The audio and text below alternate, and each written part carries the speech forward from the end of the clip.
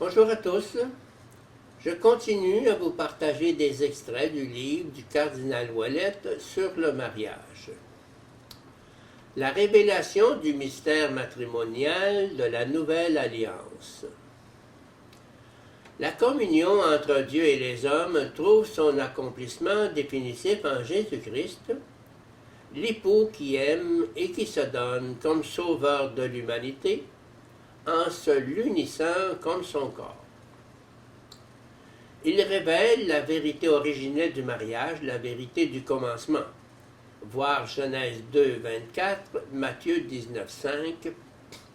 Et en libérant l'homme de la dureté du cœur, le rend capable de la réaliser entièrement. Familiaris Consortio 13a.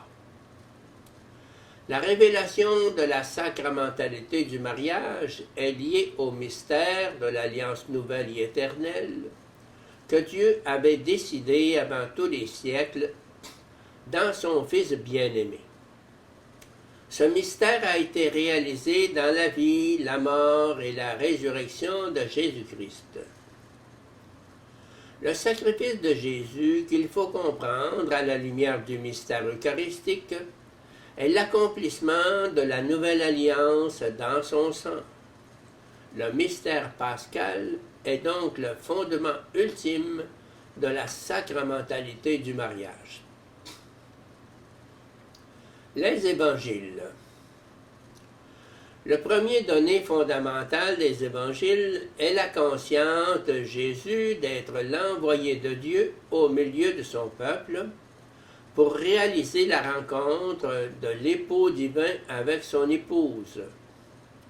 Les invités à la noce peuvent-ils jeûner tant que l'époux est avec eux?